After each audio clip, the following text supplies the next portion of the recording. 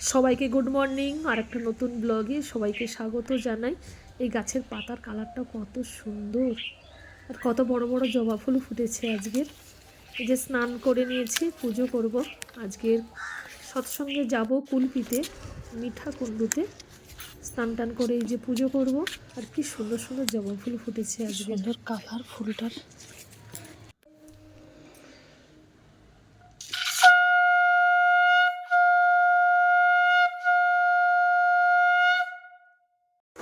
রানীকে বিস্কিট দে। আজকাল লাউ রান্না করছি মটরশুঁটি দিয়ে, বড়ি ওলকপি আলু দিয়ে তরকারি করেছি, শাকের তরকারি করেছি, লাল শাক, একটুখানি ওলকপি ভেজেছি।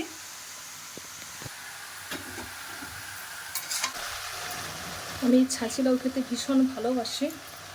উপর থেকে পরিমাণ মতো একটু সর্ষে বাটা দিয়ে দিলাম। তেলের ওপরে ফোড়ন, শুকনো লঙ্কা আর তেজপাতা দিয়ে তারপরে লাউটাকে তুলে দিয়েছি, মটরশুঁটি দিয়েছি, লঙ্কা গুঁড়ো, হলুদ গুঁড়ো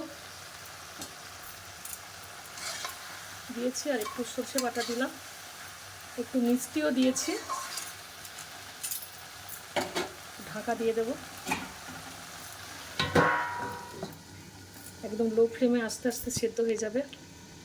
রেডি হয়ে স্টেশনে চলে এসেছি, আর এখনও 10 মিনিট সময় আছে ট্রেন আসতে। আর সব মায়েরাই যে আমাদের স্টেশনে এসে সবার সঙ্গে দেখা হয়ে গেল। এই যে সনকা মা, তপতি মা, সবাই আজকের একসঙ্গে যাব। আর দেখতে দেখতে ট্রেন ঢুকেও গেছে স্টেশনে।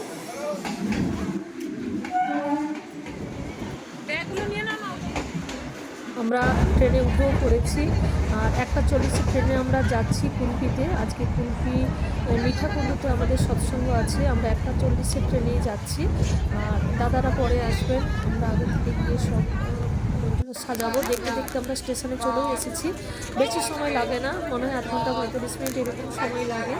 আর সব মায়েরা এই যে আমরা এখানে পৌঁছেই সব মায়েরা হাতে হাত লাগিয়ে কাজ করছি। কোন মা মালা গাঁথছে, ফল কাটছে, কয়েকজন মা মিলে ঠাকুরও সাজাচ্ছে। আর এটা হচ্ছে রাধাকৃষ্ণন মন্দির, আর এই মন্দিরের সামনেই আজকের আমাদের সৎসঙ্গ আছে।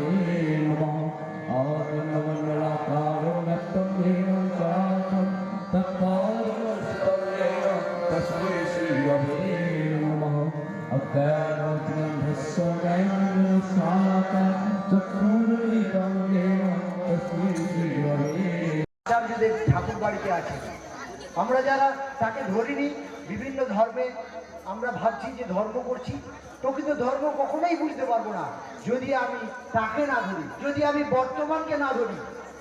আর বর্তমানকে ধরলে আমার পুরনো অবস্থাকে ত্যাগ করা হয় না, বর্তমানকে ধরলে তাকে আরো উজ্জীবিত করা হয়। যে ধর্ম আমি বহুকাল থেকে নিয়ে চলছি তার সম্পূর্ণ আমার জানা নেই। যদি ঠাকুরকে ধরি তখনই আমার পরিপূর্ণতা আসে, তখনই এই ধর্ম পালন সার্থক হয়ে ওঠে।